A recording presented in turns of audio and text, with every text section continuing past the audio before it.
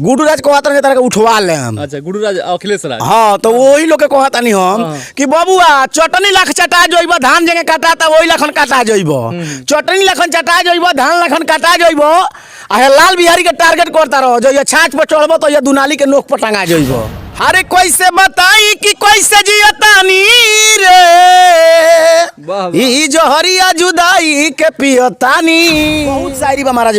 बोरा जो चट्टी के बोरा होला नु क्विंटल वाला ओई में शायरी कस के आ मुंह बांध देल बनी, जब गरज पड़ी त खोल के एक मुठा निकाल ली। हम और गुडू राज के टीम खानी ना रात भर जागी लो उल्लू खानी आ लिखी लो तो सवेरे बोली लो। ऐसा ना होला वो शायरी बनावला लो हई दैया फायदा करे। एगो औरी शायरी बाटे आजकल के छवारी लोग खातिर जे प्यार में पगलाइल रहता लो आ घरे आके रोज पीटाता लो घर से, तो वो लोग के ऊपर शायरी बा ई है, वो लोग के ऊपर शायरी बाटे ही है प्यार मोहब्बत में कि बेखुदी की जिंदगी। एगो लड़का के दिल टूटल बा। अच्छा। आ भीतरे मरता लड़किया पर तो बोलता लड़किया के सुना के कि बेखुदी की जिंदगी हम जिया नहीं करते, जाम गैरों से छीन कर कभी पिया नहीं करते। अगर है उनको मोहब्बत तो मोहब्बत का इजहार करें, क्योंकि हम भी किसी हसीना का पीछा किया नहीं करते हैं। वाह वाह वाह। बेचारा कहता जब हम पीछा नहीं किया करते हैं, लेकिन भीतरे चूतर घेसटता जो कब हाथ में आई। तो वही लोग। नमस्कार दोस्तों, मैं अरुण कुमार और आप देख रहे हैं रियल चंपारण न्यूज। दोस्तों फिर से मैं पूर्वी चंपारण जिले में आए हुए हैं लाल बिहारी सोहनी के घर पे। देख सकते हैं जो काफ़ी जो शायरी और गाना गाकर जो है रातों रात वायरल हो गए। आइए आप लोग को दिखाने का हम प्रयास कर रहे हैं। देखिए यही जो है पत्थर गिट्टी है, यहीं पे जो है गाना गाए थे या कुछ जो है शायरी बोले थे, जिसके वजह से काफ़ी वायरल हो गए हैं। पूरे भारत पूरा इंडिया के लोग उनको जानता है। देखिए आप इनसे आप लोग को मिलवाने का हम प्रयास करते हैं। सबसे पहले मेरे चैनल में स्वागत है भैया आपका। सबसे पहले रुआ चैनल के माध्यम से जे भी हमरा के देखा तानी अच्छा बहुत बहुत दिल से गोड़ लागत नहीं, गोड़ चुके हमरा के छोट भाई समझ के अपन आशीर्वाद बनाए। अच्छा भैया, आपका कौन सा वो शायरी था जो काफ़ी रातों रात आपको वायरल कर दिया? शायरी रहे कि मोतिहारी मोतिहारी मत बोला बबुआ, मोतिहारी हवे मर्दाना, मोतिहारी मोतिहारी मत बोला, मोतिहारी हवे मर्दाना। आ पुलिस दरोगा के बात के करेला बबुआ कि मोतिहारी के डरे थर थर कांपेला पूरा गाँव जवार के थाना। जी यही शायरी था। और उसके बाद में था कि मोतिहारी से लेके हरसिद्धि ले हमार गाँव। अच्छा। मोतिहारी से लेके हरसिद्धि ले हमार गाँव। आ कहीं के लोग गोली चलावेला तो पहले आवेला मोतिहारी जिला के नाम। जी तो मोतिहारी मोतिहारी मत बोला, मोतिहारी हवे अंग्रेज, मोतिहारी मोतिहारी मत बोला, मोतिहारी हवे अंग्रेज। आज कान खोल के सुन लो बबुआ, मोतिहारी जिला के लड़का मारो करे में बड़ा तेज। बस यही शायरी था। अच्छा भैया ये बताइए, आप कोई दूसरा कोई लिखता है कि आप खुद आप बनाते हैं? आप हम पढ़ा लिखल है बोलन हइलन के तो हमारे के लिख के का पढ़ा लिखा नहीं है तो कहाँ से सब निकालते हैं? ए दिमाग में बोरा ढोए नहीं, दिमाग में रहेला कुछ हंसी मजाक होत रहेला लड़का से आदमी ना होला तनी मने कॉमेडियन टाइप के, तो वैसे दिमाग में कुछ कुछ आवेला तो आदमी सेट करत रहेला, जरूरत रहेला अपने से बोलत रहेला कुछ कुछ। अच्छा अब भैया आप गाना भी गाते हैं? गाना ना गाइले मने हंसी मजाक में तनी मने कुछ मने कोनो गायकर ना है, सिंगर ना है कोनो। हाँ ये बात वो होगा तो सुना दीजिए। देखिए गाना हम गाते नहीं हैं तो क्या सुनाए आपको? पुराना कोई सिंगर का हो। का गाई महाराज हम? अच्छा भोजपुरी सिंगरों में किनका गाना आपको अच्छा लगता है? जैसे में खेसारी लाल यादव है, पवन सिंह है। देखिए पुरानका सिंगर में पवन सिंह के गाना अच्छा लगेला, खेसारी का भी गाना अच्छा लगता है, खेसारी भैया के गाना भी अच्छा लगता है। लेकिन जो अभी जो गाना सब बज रहा है जो ढोरी में तो नैना कटीला तो मैंने चोली जो बन वाला, ये सब गाना ठीक नहीं अभी लग रहा है, क्योंकि परिवार के फैमिली के साथ वो सब नहीं सुना जा सकता है। पहले जो गाना गाए, जो भी सिंगर पहले गाना गाते थे वो गाना सब सुनने के लायक होता था, तो वही बोलेंगे पुराना सिंगर जो भी थे तो अच्छा थे। खेसारी लाल यादव का बहुत सारे सैड सॉन्ग भी है, पवन सिंह के भी बहुत सैड सॉन्ग है, उसमें कोई होगा तो आप एक सुना दीजिए हमारे दर्शकों को।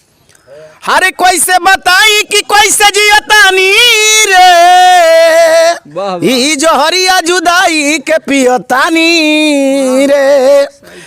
तू जइबू ससुरा हम जाइबू शमशान रे। मौत के सीन देखी ई दुनिया जहान रे। बस। अच्छा भैया आप चैनल भी अपना बना लिए का? जी हमारा यूट्यूब चैनल है जिसका नाम है लाल बिहारी वाइंस, और फेसबुक चैनल का नाम है लाल बिहारी वाइंस, और फेसबुक पेज का नाम है लाल बिहारी सोहनी। तो आप लोग फेसबुक पे जाकर फॉलो कीजिए और लाइक कीजिए, शेयर कीजिए, कमेंट कीजिए, और यूट्यूब चैनल को देखकर आप चैनल को सब्सक्राइब नहीं किया तो चैनल सब्सक्राइब कीजिए, यही कहेंगे हमारे दर्शक से। अच्छा भैया बहुत सारे मीडिया आपके दरवाजे पे आ रहे हैं, इस समय आपको कैसा लग रहा है? बहुत अच्छा लग रहा है। मैं दिल से गदगद हूँ। हम नहीं, हमारे परिवार में चाहे हमारे गांव में कोई भी नहीं सोचा था कि हमारे अब तक आप लोग आए हैं, अब तक 59 आदमी हो चुके हैं मीडिया वाले। अच्छा, तो हम कभी सपना में ख्वाब में भी नहीं सोचे थे कि इतना मीडिया वाले हमारे घर पे आएंगे। मैं दिल से बहुत खुश हूँ, लेकिन कुछ दुखी भी हूँ। क्यों दुखी क्यों है? दुखी इसलिए हूँ कि हमारे घर वाले बोलते हैं कि काम करता था राजमिस्त्री के साथ, लेबर का तो 400 रुपये मिलता था। आज 8-10 रोज से बैठा है, हाथ गोड़ तुर के द्वार पर बैठा है, कोनो काम नहीं कर रहा है। घर से लोग बोल रहा है तो अच्छा नहीं लग रहा है। मान लीजिए बहुत मजबूरी, गरीब परिवार को जानबे कहते हैं, कमाएगा तो खाएगा, नहीं तो क्या करेगा। अच्छा भैया, आपका घर कौन सा है? ये वाला है? ये घर है, एक रूम पे एल्वेस्टर है, बाकी तो सब ऐसा ही है। थोड़ा कैमरामैन दिखाइए। देख सकते हैं जो लाल बिहारी सोहनी का जो घर है, देख सकते हैं सिर्फ जो है पक्का बन गया है, अभी तक ढलाई भी नहीं हुआ है ना, उस पर एम्बेसडर भी नहीं है। दोस्तों इनको भी सपोर्ट कीजिए। इनका जो है फेस जो यूट्यूब चैनल है उस पर जाइए और नया नया शायरी आप लोगों को सुनने के मिलेगा। चलते चलते एक दो हम कहेंगे हो जाएगा, एक दो शायरी और। शायरी यही बोलेंगे कि लबों की हंसी तेरे नाम कर देंगे, सारी खुशियां तुझ पे कुर्बान कर देंगे। आजकल के छवारी लोग खातिर बोलता नहीं शायरी हम कि लबों की हंसी तेरे नाम कर देंगे, सारी खुशियां तुझ पे कुर्बान कर देंगे। जिस दिन मेरी मोहब्बत में कमी आएगी सनम, ये बंगला गाड़ी क्या चीज है, ये जिंदगी तेरे नाम कर देंगे। आजकल के छवारी लोग की शायरी है। हाँ, तो एगो और शायरी बाटे आजकल के छवारी लोग खातिर, जो प्यार में पगलाइल रहता लोग आ घरे आके रोज पीटा आता लोग घर से, तो वो लोग के ऊपर शायरी बा ही है। वो लोग के ऊपर शायरी बाटे ही है प्यार मोहब्बत में कि बेखुदी की जिंदगी, एगो लड़का के दिल टूटल बा। अच्छा। आ भीतरे मरता लड़किया पर, तो बोलता लड़किया के सुना के कि बेखुदी की जिंदगी हम जिया नहीं करते, जाम गैरों से छीन कर कभी पिया नहीं करते। अगर है उनको मोहब्बत तो मोहब्बत का इजहार करें, क्योंकि हम भी किसी हसीना का पीछा किया नहीं करते हैं। वाह वाह वाह। बेचारा कहता जब हम पीछा नहीं किया करते हैं, लेकिन भीतरे चूतर घेसटता जो कब हाथ में आई। तो वही लोग के ऊपर ही शायरी बाटे। बहुत शायरी बा महाराज। बोरा जो चट्टी के बोरा होला नु क्विंटल वाला, ओई में शायरी कस के आ मुंह बांध देले बनी, जब गरज पड़ी तो खोल के एक मुठा निकाल ली। हम और गुडू राज के टीम खानी ना, रात भर जागी लो, उल्लू खानी आ लिखी लो तो सवेरे बोली लो। ऐसा ना होला, वो शायरी बनाओ लो दैया पैदा करेला। अच्छा, एक और भैया आप बोले थे शायद, हम वीडियो में देखे थे, जो बंदूक के नाल वाला शायद कोई बोले थे जी। हाँ, वो कैसा है? गुडू राज कहता नहीं तरह के उठवा ले हम। अच्छा, गुरुराज अखिलेश राज। हाँ, तो वही लोग के कहता नहीं हम कि बबुआ चटनी लाख चटा जइब, धान जगह काटा वही लखन काटा जइब, चटनी लखन चटा जइब, धान लखन काटा जइब। आ लाल बिहारी के टारगेट करता रहो, जो ये छाछ पर चढ़ब तो ये दुनाली के नोक पर टंगा जइब। ये को है, हम दोसर काथी कहल जाए। देख सकते हैं दोस्तों, वीडियो को ज़्यादा से ज़्यादा शेयर करें, लाइक करें। मेरे चैनल पे अगर नए हैं तो सब्सक्राइब जरूर करें। जय हिंद, जय भारत।